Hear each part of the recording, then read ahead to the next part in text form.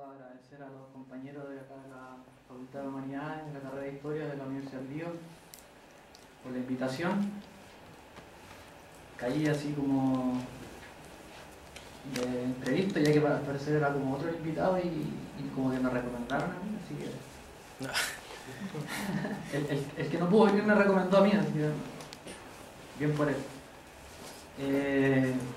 Sí, mira, la verdad el tema es un libro que editaron los compañeros de la Universidad de Talca, o de Talca, no sé si son de la Universidad de Talca, pero son de Talca, de la edición de Acéfalo, que corresponde a mi tesis de licenciatura de Historia.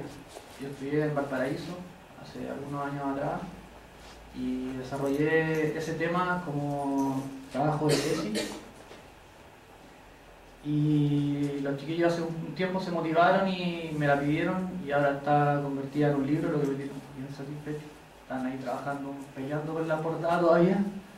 Esta es una primera muestra. Y la verdad que he hablado en varias ocasiones del tema. Me han invitado a varios lugares a hablar sobre esta investigación. Y por lo mismo, cuando me llegó la invitación,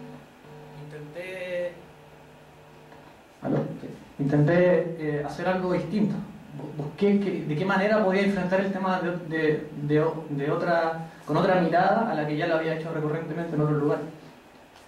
Y en uno de estos días, en el ocio del trabajo, me cayó a mis manos el diario El Mercurio.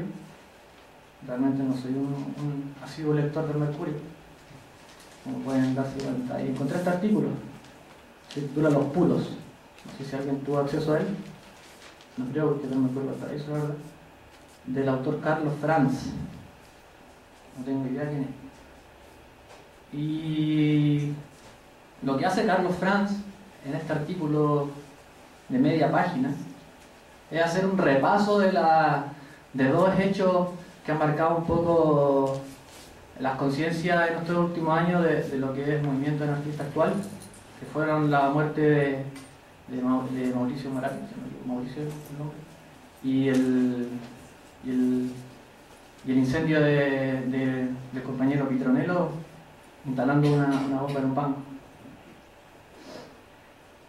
Y lo particular del artículo de Franz es que hace unos juicios que me llevaron a acordarme de por qué yo había hecho esta investigación. Esta investigación partió en el 2006, hace varios años atrás. Y me di cuenta de algunas recurrencias que fueron las que me motivaron a mí a escribir este texto. Los juicios que hace son tan desgraciados, son tan arbitrarios, que hacen que este trabajo tenga una actualidad, que sea actual hoy en día, que no pase el tiempo de su utilidad. No sé, por ejemplo, las cosas que dice, y refiriéndose, por ejemplo, a Mauricio Morales, que Marcelo Morales es un inepto, que su ideología es estúpida, que el anarquismo es una ideología imbécil, cruel, insensible ante el dolor ajeno, que la violencia de los ácratas se ha vuelto por sus fueros que está con su marca de fábrica, que es la estupidez. Y a mí me llamó mucho la atención esto, porque cuando yo empecé a investigar sobre el tema del anarquismo y sobre el tema de la violencia anarquista en Chile, llegaba a lo mismo. Los trabajos, las investigaciones que habían hecho los autores, tanto autodidactas o historiadores de historiografía chilena, habían tenido el mismo juicio. Había visto el tema de la violencia anarquista como una cuestión o mínima, o que había sido como el ala de más izquierda, marxista, o más conservadora, que la veía como una estupidez. Entonces creo que yo fui al rescate del otro, y de ahí partió mi investigación, el 2006, que también que se desarrolló bajo un contexto de extremada violencia. Y recuerdo que fue en esta misma fecha, hacia el 2006, que se me ocurrió hacer esta investigación. por la marcha del 11 de septiembre en Santiago, donde pude ver y vislumbrar algunas cosas que me llevaron a preguntarme de dónde venía esa violencia. Y ahí fue cuando partió en el rescate del trabajo histórico, como buen estudiante de historia, y me aproximé un poco al trabajo de los hechos, intentando rescatar un poco de cómo había sido ese proceso de evolución, entre comillas, de la violencia obrera, específicamente anarquista, entre los años 1890 y 1914, y ahora entro de lleno un poco en lo que es el trabajo. Me perdonen la digregación porque para mí era muy importante decir.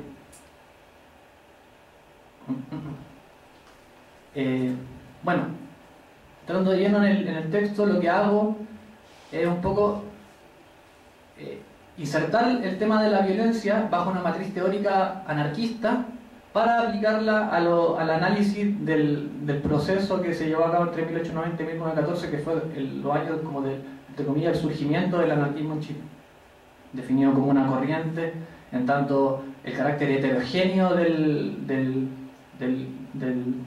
las distintas ramas del anarquismo en Chile, ya sea individualista, sindicalista, comunista, qué sé yo. Y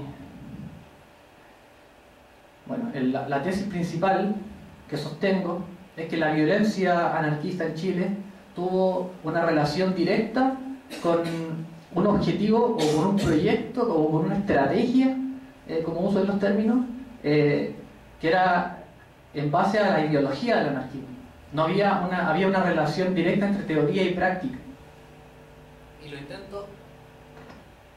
Y lo intento relacionar en base a los hechos que se produjeron entre estos años. La violencia que se desarrolló desde el anarquismo no era una violencia per se, no era una violencia por sí misma o que no tenía objetivos políticos, entendiendo el concepto de política fuera de esa visión legalitaria o parlamentaria como se define tradicionalmente, sino más en el concepto amplio de la política, en el concepto de una visión de mundo de la sociedad, en una visión de cambio de la sociedad. Y es donde me aproximo al tema de la violencia, haciendo un primer análisis desde una visión general, rescatando a varios autores, marxistas, qué sé yo, izquierdistas, y también después una visión específicamente anarquista desde de la violencia. Y tomo la relación siempre haciendo con este proyecto que pretende desarrollar el anarquismo. Tras este análisis del concepto de la violencia, lo tomo y lo desarrollo en lo que son los hechos que se empiezan a producir en Chile entre el año 1890 y 1914, donde empiezo a identificar ciertas características que va teniendo la violencia relacionada con el anarquismo, tanto en el desarrollo de un movimiento obrero y un movimiento popular que empieza a actuar y que empieza a tomar conciencia de su fuerza en el país.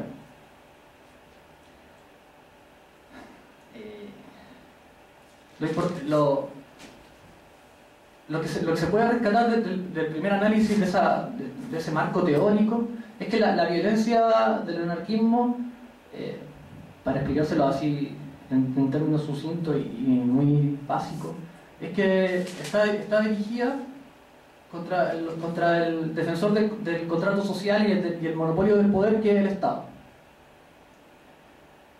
ya que estaba la consideración desde el anarquismo de que es el aparato político que controla la violencia para mantener los privilegios de la sociedad en base a lo que se venía pensando desde Proudhon, que es el tema de la propiedad privada. La historia del Estado para el anarquismo es la historia de la esclavitud humana y la historia del Estado, la historia de la autoridad, de la jerarquía, es la historia de la esclavitud humana, y por lo tanto cualquier violencia que se desarrolle en contra de esta es liberadora. La manera de hacer frente al Estado, de hacer frente a la autoridad, como lo postula el anarquismo, tiene que ser fundamentalmente a través de la acción directa. El concepto de acción directa, el planteamiento de la actuación de los sujetos, ya sea de la clase obrera, que yo amplío un poco el tema del concepto de clase, como hace el anarquismo, al tema de los oprimidos. Pero juego ahí un poco entre los dos conceptos, que uno es mucho más, como pueden considerar, más marxista y todo, que es la consideración de la acción directa como la actuación del pueblo por sí mismo, sin intermediarios que hipotequen la voluntad y la espontaneidad del movimiento. Esa acción directa va a tener distintas características, distintas formas, las que se van a desarrollar a través del tiempo, en el tiempo que yo desarrollo la investigación, con diferentes matices.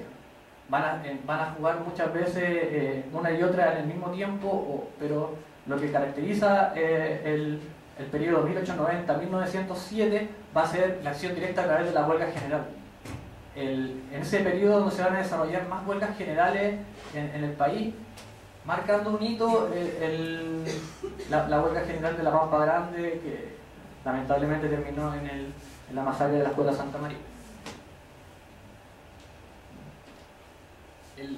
Tras ese proceso, de 1907 hacia 1914, va a empezar a diversificar esa violencia. Esa acción directa se va a traducir en otro tipo de violencia anarquista, donde se va a desarrollar un poco más lo que es la propaganda por el hecho. El tema es bien matizado, les pido así que no lo consideren en términos absolutos, porque si bien los hechos son súper puntuales, si vienen a identificar esa sensibilidad nueva que tenían los anarquistas tras ese proceso de mucha concientización obrera, muy ligada al trabajo, a una acción más individual, a una valorización del sujeto, del individuo como tal, como ente liberador, que puede desarrollar acciones simbólicas y de hecho para poder generar cambios en la sociedad, y para poder desarrollar, y le insisto con el tema, ese proyecto anarquista, esa estrategia del anarquismo para una liberación de la sociedad. La propaganda por el hecho era un acto de venganza, un acto de venganza social, un instrumento de agitación revolucionaria, era algo que podía reverecer las mentes de las demás personas. Y vamos a ver hechos como, no sé, el de Efraín Plaza Olmedo, que va a atacar a unos burgueses hacia 1913, 1912, no recuerdo bien la fecha, por lo mismo, por esa nueva sensibilidad. Efraín Plaza Olmedo vivió todo el proceso que fue desde la masacre de Santa María y una serie de masacres de obreros que se vivieron entre esos años, que son ocultadas por la sociedad, que son ocultadas por el gobierno, por el Estado. Su actuar es de una sensibilidad muy profunda, de una sensibilidad que encuentra en la injusticia su ética, su base, su justificación para actuar, para hacer ese acto de llegar y disparar a sangre fría en la calle. Y va a ser muy recurrente también ese cambio. Para nosotros quizá hoy en día el uso de armas de fuego o cuchillos es como muy común, lo vemos mucho, pero para esa época era algo súper particular. Muchos anarquistas empezaron a usar pistolas, empezaron a usar cuchillos y no tenían miedo de ir y acuchillar, perdonen lo explícito, pero iban a acuchillar a un policía en la calle cuando se veían amenazados por estar vendiendo diario. Iban y lo hacían. Lo agarraban y le pegaban, y hay fotos y está todo así documentado de que eso es así.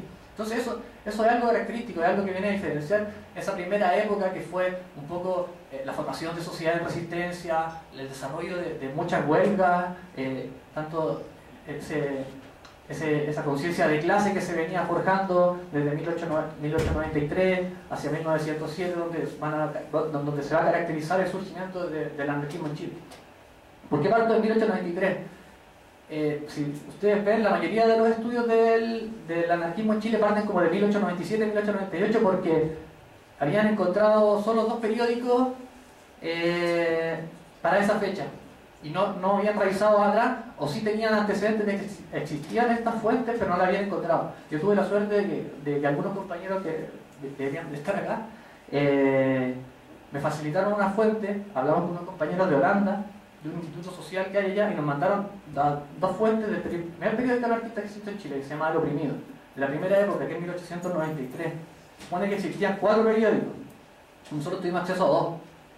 Y nosotros, yo me di cuenta ahí, yo fui, no sé, que una de las primeras personas que ocupé el periódico como fuente para trabajar. Y ahí me di cuenta de que antes de 1897 ya había anarquismo en Chile. Ya habían anarquistas, ya había gente que pensaba en liberar la sociedad y un poco en remecer las conciencias de los trabajadores para poder forjar un proyecto. Y entonces nosotros rescatamos esa fuente y partimos desde ahí haciendo un rastreo hacia 1907 y 1914 posteriormente. Dicho sea de paso, agradecer un poco a los compañeros que el trabajo fue hecho gracias a pura solidaridad. Creo que fui como 5 veces al archivo y lo demás fue pura solidaridad de los compañeros que me compartieron su fuente.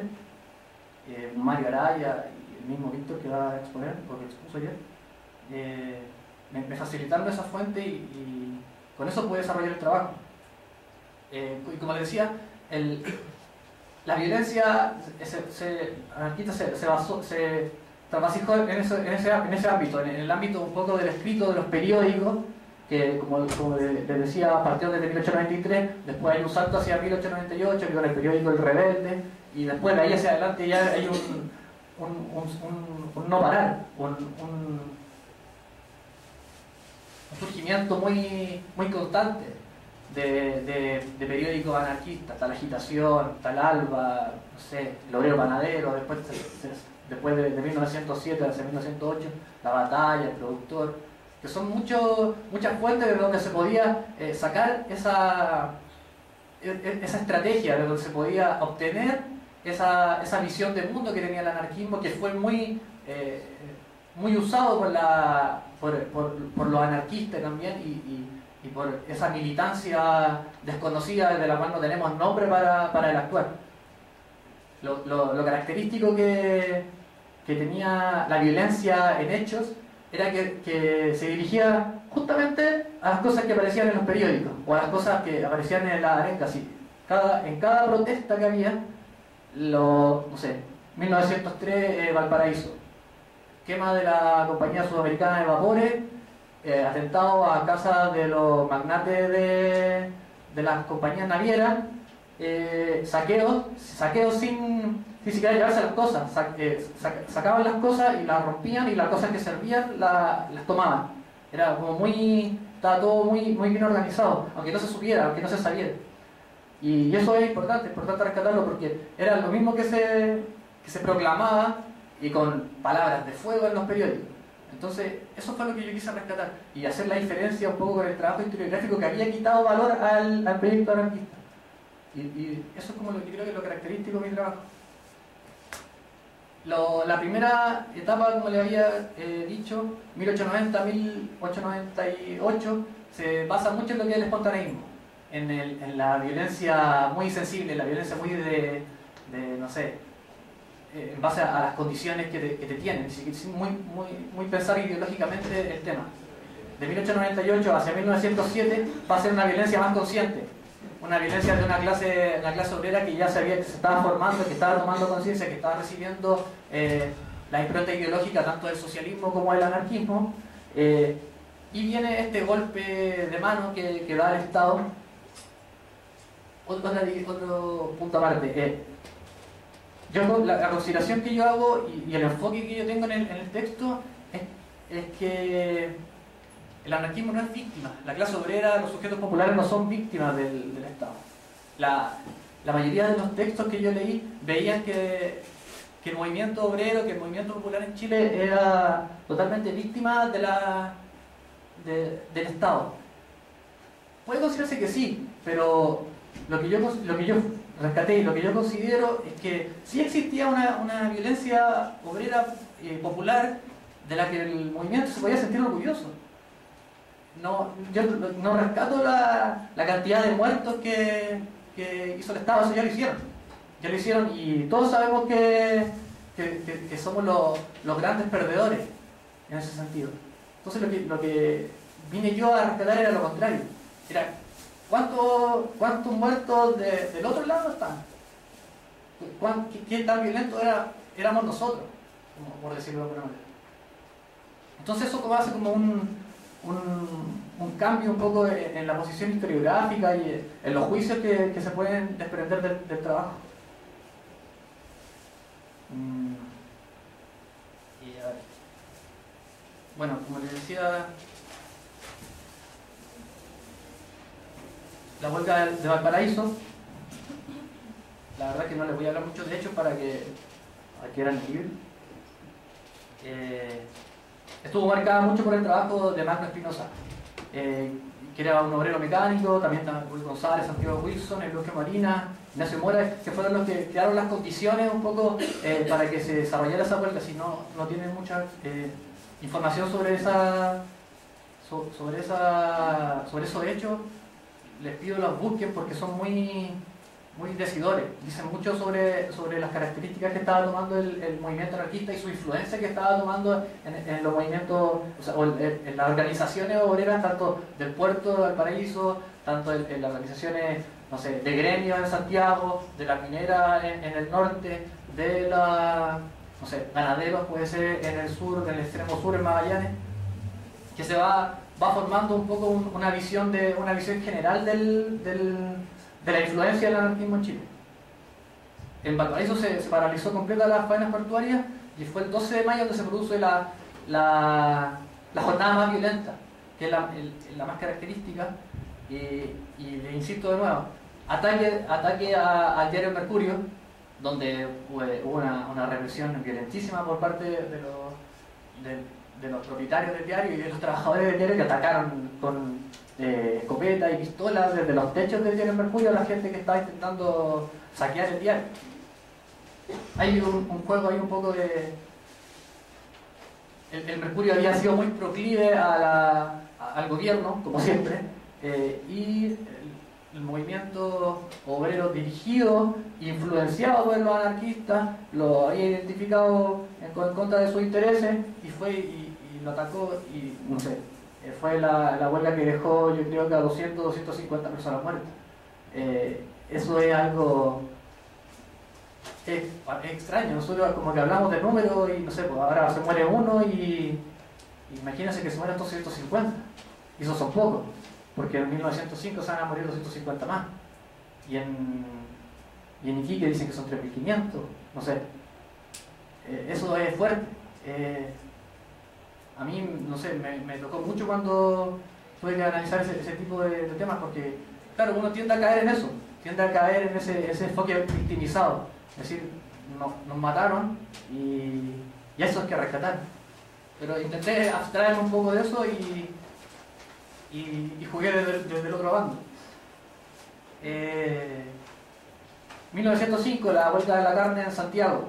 Una semana por la carencia de comida y por el alzamiento del precio de la carne, también van a llevar al movimiento obrero y a algunas individualidades anarquistas a tomarse las calles de Santiago, a saquear muchos centros de abastecimiento de comida y ataque a la moneda, y a ciertas instituciones un poco que tenían que ver con todo este tema. Con todo el tema de la producción, con todo el tema de los propietarios de las grandes empresas de carne en Chile, y va a recibir lo mismo al revés.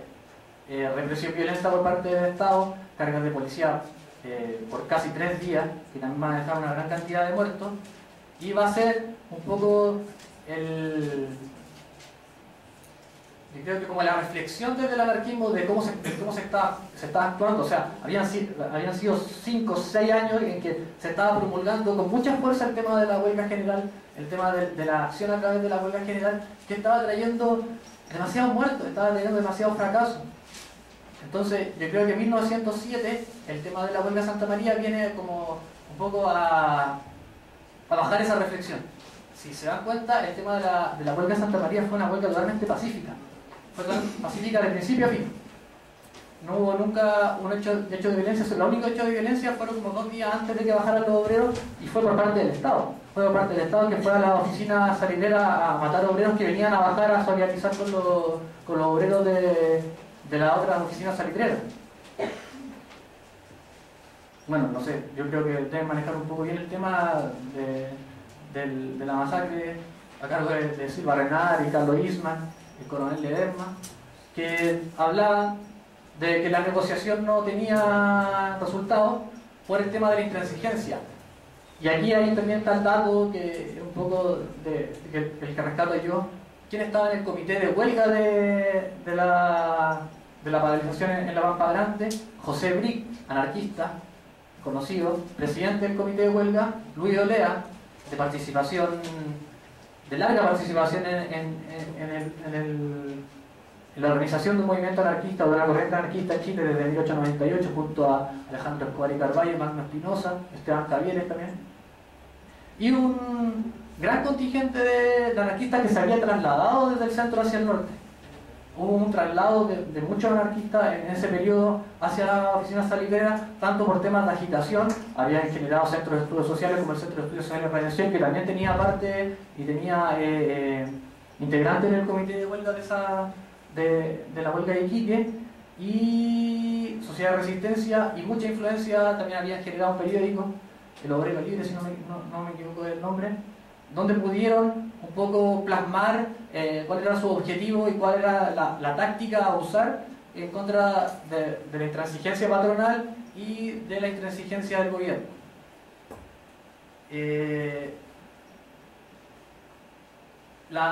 Como les decía, el tema fundamental, en base a la justificación de los agentes del gobierno, era esa intransigencia de los obreros, porque solo si los obreros se iban hacia las pampas a volver a las faenas de trabajo, ellos iban a negociar con los comités de huelga. Como el comité de huelga no quiso volver a las faenas, entendiendo el embauque que se venía conocido, el gobierno decide, si es que no iba con la decisión desde antes, de matar, de asesinar. Y ahí es donde se produce la masacre el 21 de diciembre de 1907. Es súper particular ese capítulo del libro, porque hace es totalmente diferente a los otros dos periodos, al anterior y al que lo sigue. Tras ese proceso de huelga general, hay otra crítica historiográfica que le quita mucho valor al anarquismo en ese periodo entre 1907 y 1912. Muchos hablan de un proceso de estagnación del anarquismo, de que empiezan a desaparecer muchos de los anarquistas. Algunos habían cambiado de filiación política, como por ejemplo Alejandro Escobar y Carballo, que vuelve al Partido Demócrata. Muchos otros habían muerto, Magno Espinosa, no sé, Josefa Capo, María Estancito Caballero, que habían muerto por enfermedades muy recurrentes en la época.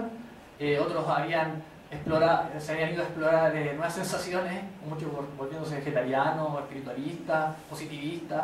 Entonces hay un recambio un poco de cuadro, que yo lo veo así, yo lo veo como un recambio de cuadro más que un proceso de estagnación, un proceso de estancamiento del anarquismo.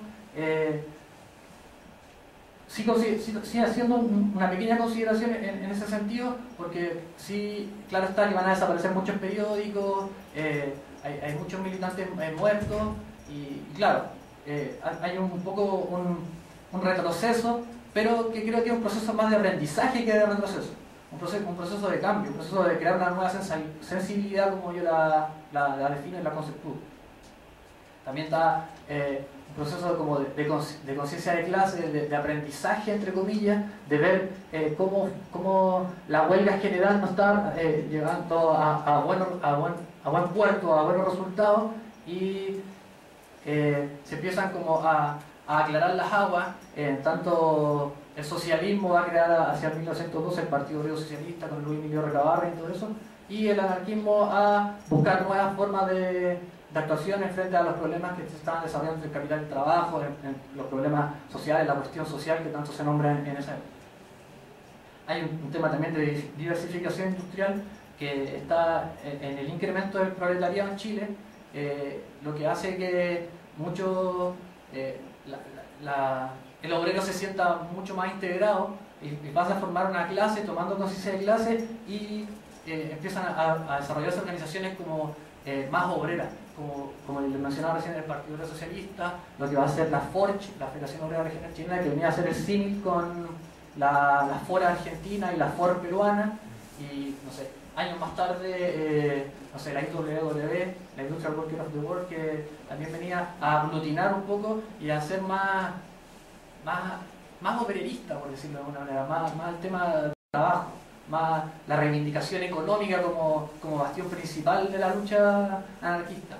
La lucha anarquista en los años anteriores había tenido muchos objetivos, no sé, contra muchos temas de la guerra, que si bien se van a seguir desarrollando, no van a ser tan marcados y tan heterogéneos como fue en el primer periodo, donde era como el proceso de búsqueda del anarquista, de buscar las luchas que se estaban desarrollando internacionalmente.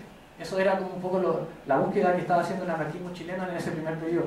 Después se empieza a clarificar y, como les digo, la lucha es más reivindicativa, más obrerista, y se empieza como a caracterizar por ese tipo de cosas.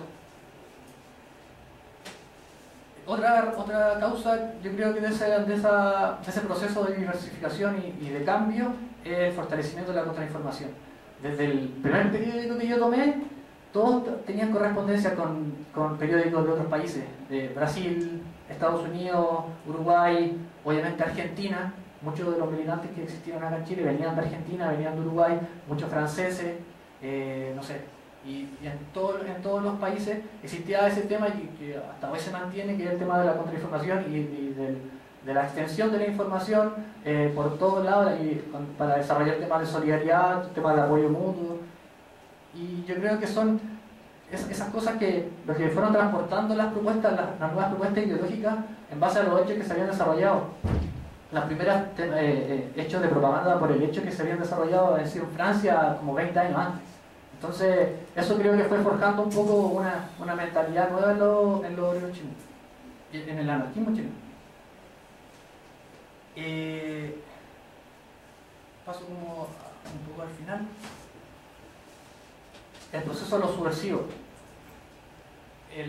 Como les decía hace un rato, esa nueva sensibilidad vino a crear a desarrollar en los anarquistas una nueva forma de actuar, una actitud nueva ante los conflictos que se estaban teniendo, tanto en el cotidiano como en términos generales. Se organiza lo que fue la Sociedad de Resistencia de Oficios Varios, y se empiezan a suceder una serie de atentados que no se habían visto antes.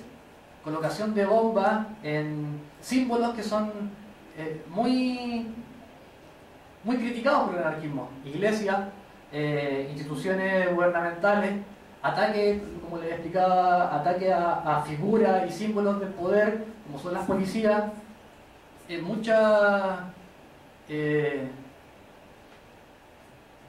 conspiraciones, y a la vez también algo que seguimos viendo hoy en día, que son los montajes, muchos montajes policiales, lo que van a generar como un conflicto a mí me generó un conflicto porque es súper difícil afirmar que un anarquista fue y puso la bomba, porque más que el acto reivindicativo que se encontraba en los periódicos, siempre el anarquismo o los anarquistas de esa época negaban el acto y hablaban de una conspiración o hablaban de un complotaje policiaco. Entonces, yo estuve muy así en la línea de decirse, aquí hubo influencia anarquista, aquí no. Era súper difícil el trabajo en ese sentido. Sí, hay otros actos que sí son reivindicados. Por ejemplo, no sé, Voltaire Argandoña, que fue y atacó a un policía y sacó la pistola hasta donde estaba en la comisaría. Entonces hay cosas que sí se pueden rescatar en ese sentido, y afirmar que sí tenían esa conciencia de que como individuos podían desarrollar muchos más cambios que como organización de clase o como movimiento organizado, no sé, de sociedad de resistencia, como lo había sido en la primera época, o en otro tipo de organizaciones. El bastión un poco de lo que va a ser el discurso violentista va a estar, yo creo que enfocado en el diario La Batalla, en el periódico La Batalla, que constantemente hace llamados a armarse a las personas que son sus lectores, a sus receptores, a armarse, a atacar a los policías, a portar armas, porque si ellos portaban armas, ¿por qué nosotros no podíamos portarlas? Decían. Si ellos nos matan en la calle, ¿por qué nosotros no podemos hacer un matador en la calle? Ese tipo de cosas, así de explícito eran las acusaciones. El proceso y los montajes policíacos llevaron a cosas atroces también. A Walter Argandoña y su pareja, compañera, los secuestraron, los tomaron presos en un allanamiento, fueron torturados, y Hortensia Quinio era la compañera de Walter Argandoña, estaba embarazada, la golpearon en el vientre, estando embarazada murió pocos días después de las torturas, y Walter Argandoña estuvo muchos años preso por este tipo de cosas, por el atentado que se había producido, estaban produciendo en lo que fue el convento de los padres carmelitas descalzas en Santiago, un atentado que se había producido en la iglesia de la Merced.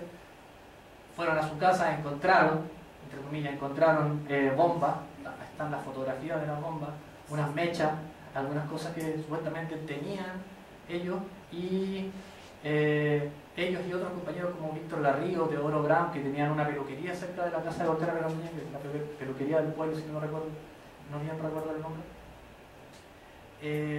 Todo esto que ocurrió en 1913, y como les digo, va a ser muy terrible las consecuencias de esos montajes.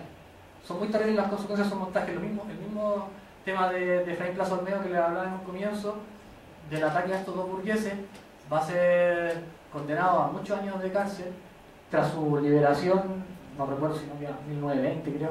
Efraín Plaza Olmedo estaba casi desquiciado en la cárcel, sale de la cárcel y a los 2-3 días después o algunos días después aparece con un disparo en la cabeza en un peladero.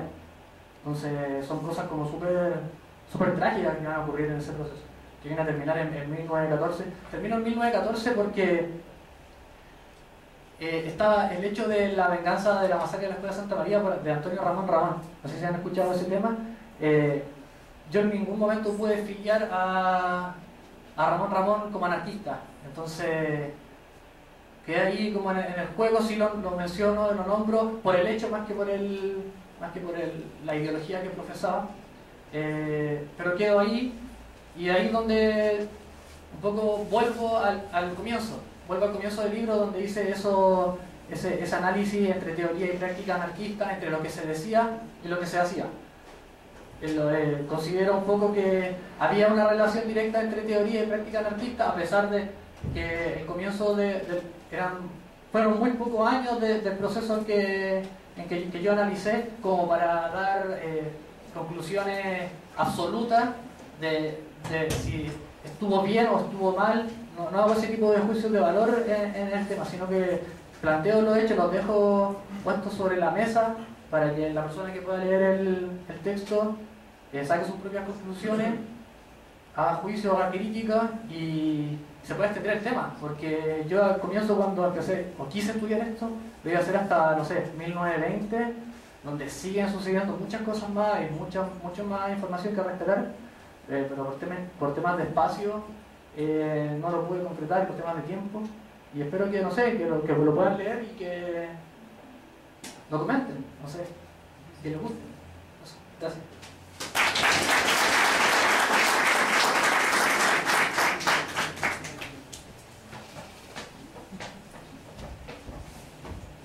Gracias compañero.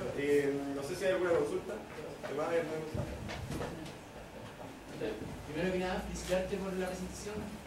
Igual creo que es súper bueno haber nombrado a dos compañeros que igual sufrieron la represión en aquel entonces, como lo fue el poeta José Domingo Gómez Rojas, que también se suicidó a causa de las torturas estatales, o otros compañeros como Julio Rebozo, que quedaron también desquiciados por la represión. Pero más que eso, me gustaría como recalcar algo que dijiste bastante, que me pareció súper bueno a raíz del contexto que estamos viviendo, que es eso de la victimización.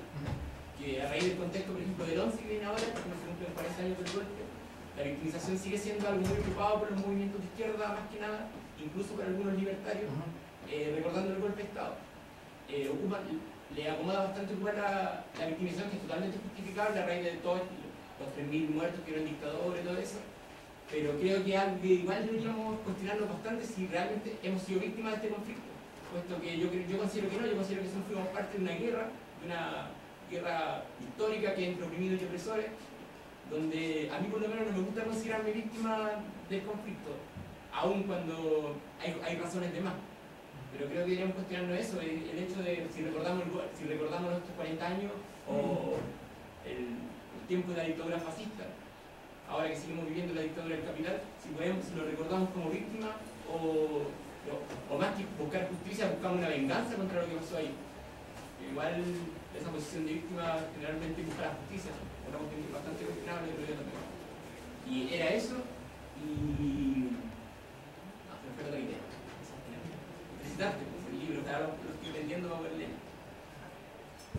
Sí, o sea, con el tema de Domingo Gómez Roja, claro, está haciendo un poco el periodo del estudio, el tema de Gómez Roja y de Julio Regocio viene a ser un tema posterior, hacia 1920, con el segundo proceso de lo subversivo, donde son encarcelados el poeta José Domingo Gómez Roja y Julio Regocio por conspiración contra la patria, en el caso de Regocio, que también al final terminan locos en la cárcel y se suicidan. Eso por un lado. Por el otro lado, sí, era complicado el tema porque uno tiende a caer en eso, tiende a caer mucho en el tema de la victimización porque se siente no sé, superado por las condiciones, superado por un poco por la relación de fuerza que existe en la lucha social, donde hay unos que tienen el monopolio de la violencia y lo llaman justicia, y otros que son como las víctimas de esa violencia y cuando la desarrollan se llama crimen. Entonces hay un tema ahí un poco de cómo desarrollamos instancias, de cómo desarrollamos conciencia para un poco dejar de lado ese, no dejar de saber, no dejar de saberlo, sino ser consciente de que te están matando. Te están matando mentalmente, físicamente, te están matando en el cotidiano, te están matando en el trabajo.